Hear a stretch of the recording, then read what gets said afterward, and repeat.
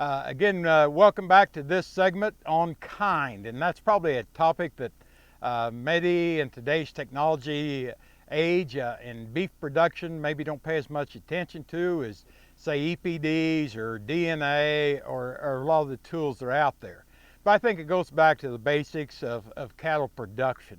There still has to be a kind of an animal that works. It doesn't make any difference what the EPDs are or anything else if that animal can't exist out here in grass, and a lot of our customers have no grass because of drought situations.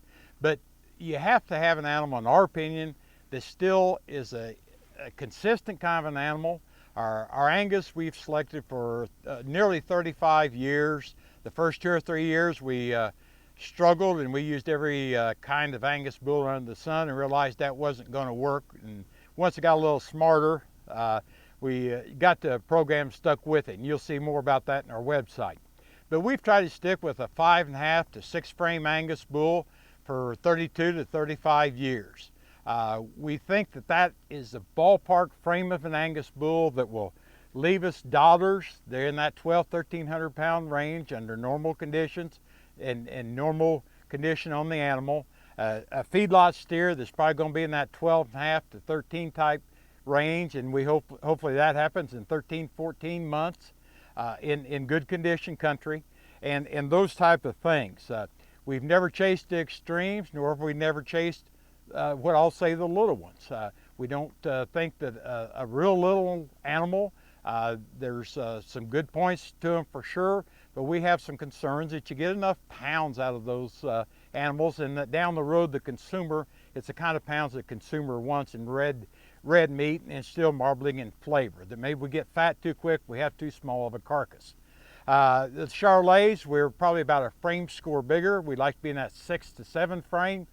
We don't want them any bigger than that. Again, we don't want our Charolais a lot smaller than that. Simply for the most part, most of our Charolais are used for a terminal cross on Angus-based cows. So we can use a little larger frame Charolais bull, get the growth, get the extra pounds, the extra muscle back on that moderate kind of a cow, British bred type cow, and that's what our program is. So from that standpoint, we've tried to just keep that animal has a lot of volume, depth of rib.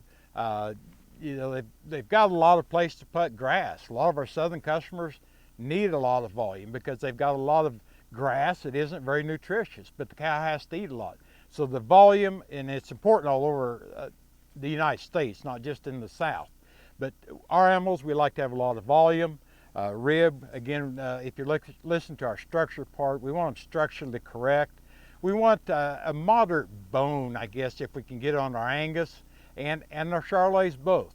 Our Angus, if we get them too fine boned, and we do have true heifer bulls that are 2 and 3, 4 generations of light birth weight.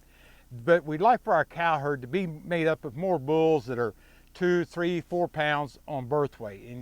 And your first impulse may be, well, whoa, I don't want that much birth weight. But in true reality, a 4-pound Angus bull is not that heavy a birth weight Angus bull. We've let ourselves become accustomed to getting lower and lower and lower, but with that, I think we've gave up maybe a touch bone, a little bit of stoutness, a little bit of rib and volume all the way through. In several generations of really light birth weight, I'm not sure where that will take us as far as a breed. In the Charolais breed, we do watch bone very close because of calving ease. Our Charolais have 3 to 4 generations of calving ease by AI sires. We use proven bulls. They have 3 or 4 generations of calving ease and light birth weight bred in. That's our Charolais program. And then we push a yearling growth as much as we can and still keeping the feet and everything else involved. But that's the kind of animals we like. We like our Charolais with some extra muscle, some extra volume.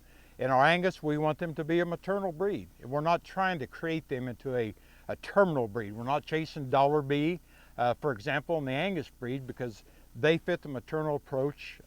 Marbling and everything in the Angus have done great for years and years and years. And our Charolais is more of a terminal, muscle-packed, power type of an animal. We also try to watch disposition very closely. If we have a bull or a female that flat just doesn't like anybody or anything, they go to the local sale barns. We don't put up with it. So that's just a little bit of our along with EPDs and again all the technology, we try to watch the kind of animal. We still like to think we have a cowman's eye in what we're doing and make sure that that whole animal fits in the environment they're in and produces in that environment. Thank you.